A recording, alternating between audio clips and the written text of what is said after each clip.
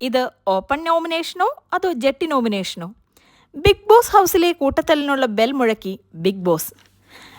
Big Boss 7 മലയാളത്തിലെ updates ഏറ്റവും പെട്ടെന്നറിയാൻ ചാനൽ സബ്സ്ക്രൈബ് ചെയ്യുക. ഒരു വെറൈറ്റി ടൈപ്പ് ഓഫ് നോമിനേഷനുമായിട്ടാണ് ബിഗ് ബോസ് ഇത്തവണ എത്തിയിരിക്കുന്നതെന്ന് നമുക്ക് നിസ്സംശയം പറയാനായിട്ട് സാധിക്കും. ബിഗ് ബോസ് ഇവർക്ക് കൊടുത്തിരിക്കുന്നത് ഒരു ഓപ്പൺ നോമിനേഷനാണ്. പലപ്പോഴും എനിക്ക് തോന്നിയിട്ടുള്ളൊരു കാര്യമാണ്, ബിഗ് ബോസ് 7ലെ കളിക്കാർ റൂൾസ് മനസ്സിലാക്കാതെയാണ് പല ഗെയിമുകളിലേക്കും എൻ്റർ ആകുന്നത്. അവർ പരസ്പരം തല്ലുപിടിക്കുകയാണ്, ഞാനാണ് മെയിൻ എന്ന് കാണിക്കാനായിട്ട്. അതുകൊണ്ട് തന്നെ പല കാര്യങ്ങളും അവർ വ്യക്തമായി കേൾക്കുകയോ സമാധാനത്തോടുകൂടി മനസ്സിലാക്കുകയോ ഗ്രഹിക്കുകയോ ചെയ്യാതെയാണ് അവർ ബിഹേവ് ചെയ്യുന്നതെന്ന് എനിക്ക് പലപ്പോഴും തോന്നിയിട്ടുണ്ട്. അതിന് ഉത്തമ ഉദാഹരണം തന്നെയാണ് ഇപ്പോൾ നടന്ന ഓപ്പൺ നോമിനേഷൻ എന്ന് നമുക്ക് വ്യക്തമായി പറയാനായിട്ട് സാധിക്കും. ബിഗ് ബോസ് ബിൻസിയെ കൊണ്ട് ആ റൂൾസ് വായിക്കാനായി കഷ്ടപ്പെട്ട പടാപാട് കാണുമ്പോൾ ബിഗ് ബോസെ ഇതങ്ങ് നിർത്തിപ്പൊക്കൂടെ എന്ന് ചോദിക്കാൻ എൻ്റെ മനസ്സ് വെമ്പിപ്പോയി എന്ന് തന്നെ പറയാനായിട്ട് സാധിക്കും. പല വട്ടം ബിൻസിയോട് മുഴുവനായിട്ട് വായിക്കൂ എന്ന് പറഞ്ഞിട്ട് ബിൻസിക്കും മനസ്സിലായില്ല.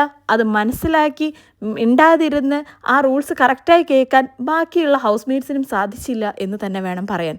അവസാനം ഒരു കരക്കെത്തിയപ്പോഴോ എന്താണ് ചെയ്യേണ്ടതെന്നറിയാത്ത പ്രശ്നമായി. നോമിനേഷൻ്റെ രീതി ഇങ്ങനെയായിരുന്നു.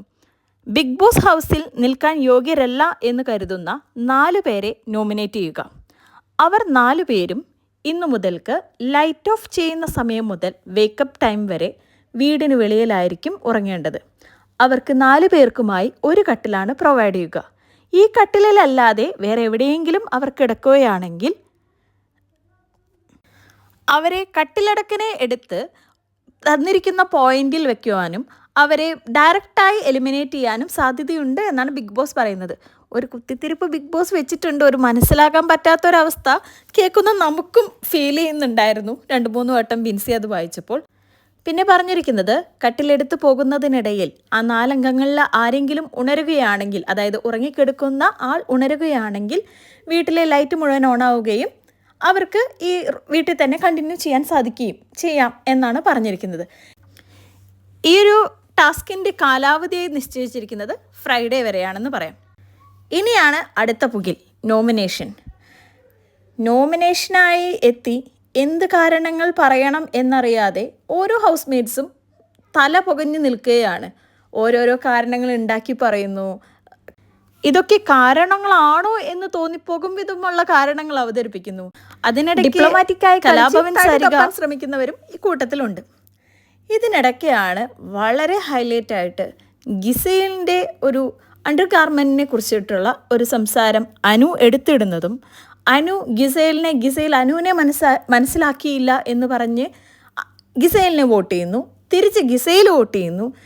അവർ 2 പേരും ബാലിശമായ കാര്യങ്ങൾക്ക് വേണ്ടി വഴക്ക് പിടിക്കുകയാണെന്ന് പറഞ്ഞിട്ട് അവർ 2 പേരും വോട്ട് ചെയ്യുന്നു. ഇതൊന്നും പോരാതെ അനീഷിൻ്റെ ഒരു കഥാപ്രസംഗവും ഇതും കൂടെ കണ്ടപ്പോൾ ഇത് ഒരു ഓപ്പൺ നോമിനേഷനാണോ അതോ ഇത് ജെട്ടി നോമിനേഷനാണോ എന്ന് എല്ലാ പ്രേക്ഷകരെയും പോലെ ഞാനും ചിന്തിച്ചു പോവുകയാണ്. എന്തു തന്നെയാണെങ്കിലും ഒരുപാട് കഷ്ടപ്പെട്ട് ബിഗ് ബോസ് ഇവരുടെ നോമിനേഷൻ പ്രക്രിയ അങ്ങ് പൂർത്തീകരിച്ചു എന്ന് തന്നെ വേണം പറയാനായിട്ട്. അവിടം കൊണ്ടും തീർന്നില്ല പ്രശ്നങ്ങൾ. വോട്ടെണ്ണിയതിൻ്റെ കണക്കില്ല പോലും. ക്യാപ്റ്റൻ്റെയിലും ഇല്ല, ഹൗസ് മേറ്റ്സിൻ്റെയിലും ഇല്ല. അവസാനം ഗതികെട്ട് ബിഗ് ബോസ് തന്നെ ആ കണക്കും പറഞ്ഞു കൊടുത്തു. അതനുസരിച്ച് 10 വോട്ടുകൾ ഷാനവാസിനും 9 വോട്ടുകൾ ഷൈത്യയ്ക്കും 7 വോട്ടുകളുമായി ബിൻസിയും റെന ഫാത്തിമയും സെലക്റ്റായി. അവസാനം ബിഗ് ബോസ് ഇവരോട് പറഞ്ഞു, റെന ഫാത്തിമയിൽ നിന്നും ബിൻസിയിൽ നിന്നും ഒരാളെ ഏകകണ്ഠേനെ സെലക്ട് ചെയ്യണമെന്ന്. അങ്ങനെ ബിൻസിയെ അവർ ഐക്യത്തോടെ, ഈ നോമിനേഷൻ തുടങ്ങിയതിൽ പിന്നെ ആകെ കൂടെ കാണിച്ച ഒരു ഐക്യം എന്ന് പറയുന്നത് ബിൻസിയെ പുറത്താക്കുന്നതിൽ മാത്രമാണ്. ബിൻസിയെ അവർ ഐക്യത്തോടെ ഏകകണ്ഠേന സെലക്ട് ചെയ്തു. അപ്പോൾ സുഹൃത്തുക്കളെ, ഇനി ദീർഘിപ്പിക്കുന്നില്ല. 4 പേർ ഇവരാണ്: ഷാനവാസ്, ശൈത്യ, ഗിസേൽ ആൻഡ് ബിൻസി. എന്ത് തന്നെയാണെങ്കിലും ഇത് ഡയറക്റ്റ് നോമിനേഷനിലേക്കുള്ള ഒരു വഴിയാണ് ബിഗ് ബോസ് വെട്ടിയിരിക്കുന്നത്. മാത്രമല്ല, എല്ലാവരും ഒളിച്ചിരിക്കുകയായിരുന്നു. അവരവരുടെ ക്യാരക്ടേഴ്സ്, അവരവരുടെ അഭിപ്രായങ്ങൾ എല്ലാം ഒളിപ്പിച്ചു വെച്ച് ഒതുങ്ങിയിരിക്കുകയാണ്. അതിനാണ് ഇന്ന് ബിഗ് ബോസ് ഒരു മാറ്റം വരുത്തിയിരിക്കുന്നത് എന്ന് തന്നെ നമുക്ക് പറയാനായി സാധിക്കും. അപ്പോൾ ഇന്ന് മുതൽ സത്യം പറഞ്ഞ ബിഗ് ബോസിലെ തല്ല് തുടങ്ങുകയാണ് മക്കളെ. അപ്പോൾ ശരി, അടുത്ത ലൈവ് അപ്ഡേറ്റ്സുമായി ഞാൻ വരുന്നത് വരെ ബൈ.